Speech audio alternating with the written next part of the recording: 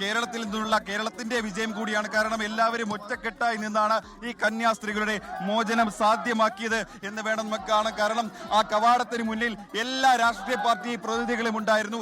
എല്ലാ രാഷ്ട്രീയ പാർട്ടി പ്രതിനിധികളും ചേർന്നാണ് ഈ രണ്ടു കന്യാസ്ത്രീകളെയും സ്വീകരിച്ചത്.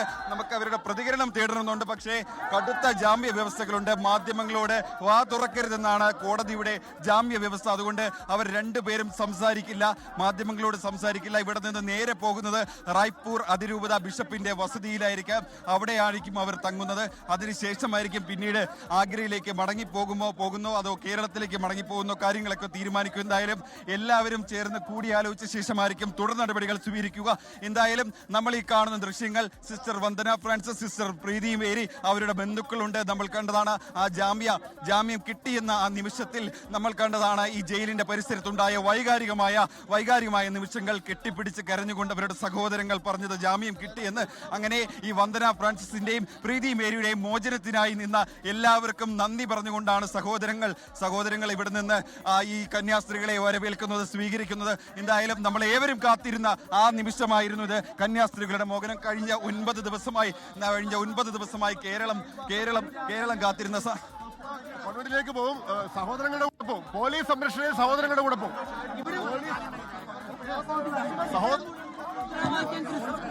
അതൊക്കെ അവസാന നിമിഷത്തെ കലക്കവെള്ളത്തിലുണ്ട്.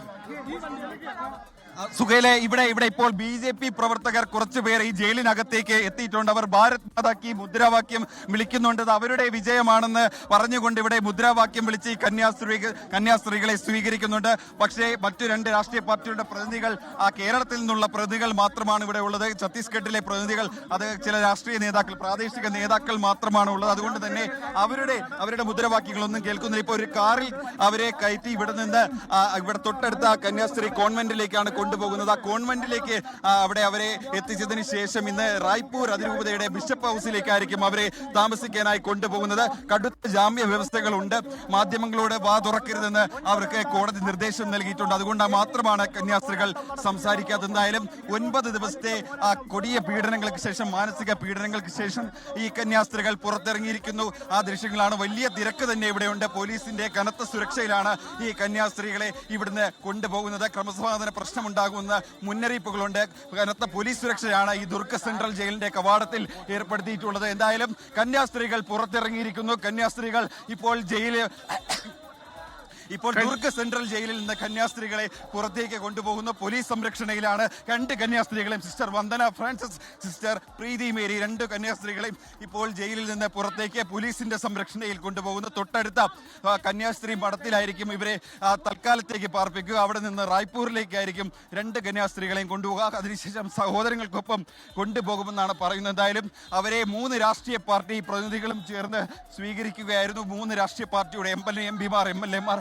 നമ്മൾ കഴിഞ്ഞ 9 ദിവസവും കാത്തിരുന്ന ദിനം ഇങ്ങെത്തിയിരിക്കുകയാണ്. അന്യായമായി റിമാൻഡ് ചെയ്ത കേസെടുത്ത 2 കന്യാസ്ത്രീകൾക്ക് ജാമ്യം ലഭിച്ചിരിക്കുന്നു. ദുർഗ് സെൻട്രൽ ജയിലിൽ നിന്ന് അവർ പുറത്തേക്ക് ഇറങ്ങുന്നു. കടുത്ത ഉപാധികൾ ജാമ്യാപേക്ഷയുമായി ബന്ധപ്പെട്ടില്ലെങ്കിലും മാധ്യമങ്ങളോട് സംസാരിക്കുന്നതിൽ അവർക്ക് വിലക്കുണ്ട്. അല്ലെങ്കിൽ അവർക്ക് പറയാനുള്ളത് പറഞ്ഞേനെ. നമ്മൾ കണ്ടതാണ് കഴിഞ്ഞ വെള്ളിയാഴ്ച ആ കന്യാസ്ത്രീകൾ നേരിട്ട വേദന. സിസ്റ്റർ വന്ദന ഫ്രാൻസിസും സിസ്റ്റർ പ്രീതി മേരിയും ആൾക്കൂട്ടം വളഞ്ഞത് നമ്മൾ കണ്ടതാണ്. ആൾക്കൂട്ടം എന്ന് പറഞ്ഞാൽ ബജ്രംഗ് ദൾ പ്രവർത്തകർ വളഞ്ഞത് നമ്മൾ കണ്ടതാണ്. ആ ബജ്രംഗ് ദൾ പ്രവർത്തകർ പോലീസ് സ്റ്റേഷനിലെത്തി. അവർ പറയുന്നതനുസരിച്ച് പോലീസിനെ കൊണ്ട് FIR ഇടിപ്പിച്ച് നമ്മൾ കണ്ടതാണ്. ആ ഘട്ടത്തിൽ നിന്നൊരു പ്രാഥമിക പരിശോധന പോലും പോലീസ് നടത്തിയില്ല. ബജ്രംഗ് എന്ത് പറഞ്ഞു അത് FIR ഞങ്ങളുടെ കൂടെ വരുന്നില്ല. എന്താണേലും ഇത് വരുന്നില്ല, ഇന്ന് ഞങ്ങളുടെ കൂടെ വരുന്നില്ല. അതിനുശേഷം ഇന്ന് റായ്പൂരിലേക്ക് പോവുകയാണ് ചെയ്യുന്നത്. ഞാൻ നാട്ടിലേക്ക് പോന്നു. അല്ല പുറത്തിറങ്ങിയിട്ട് എന്താ അവരെ ആദ്യം പറഞ്ഞത്? ഒന്നും പറഞ്ഞില്ല, കണ്ടു എന്നല്ല, ഒന്നും സംസാരിച്ചില്ല. മാധ്യമങ്ങളോട് സംസാരിക്കില്ല എന്നുള്ള കർശന വ്യവസ്ഥയോടെയാണ് ജാമ്യം കിട്ടിയിരിക്കുന്നത്. അതുകൊണ്ട് നിങ്ങൾ ദയവ് ചെയ്ത് സഹോദരിയോടൊന്നും ചോദിക്കില്ല കേട്ടോ. നിങ്ങൾ കണ്ടില്ലേ? സിസ്റ്റർ വന്ദന ഫ്രാൻസിസിന്റെ സഹോദരനാണ് ജോസഫ്. അദ്ദേഹത്തിന്റെ സന്തോഷം അടക്കാൻ കഴിയുന്നില്ല. ഇത്രയും ദിവസം അദ്ദേഹത്തിന്റെ മുഖം നമ്മൾ ഈ ജയിലിനകത്തേക്ക് ഓരോ ദിവസവും കടന്നു വരുമ്പോഴും കണ്ടതാണ്. കാരണം മ്ലാനതയായിരുന്നു, അതിൽ പല വിഷാദമുണ്ടായിരുന്നു. പക്ഷെ ഇന്ന് ഈ ജയിലിലേക്ക് അകത്തേക്ക് രാവിലെ തന്നെ കടന്നു വന്നപ്പോൾ നമ്മൾ കണ്ടത് ചിരിച്ചു കൊണ്ടുവരുന്ന ജോസഫേട്ടനായിരുന്നു.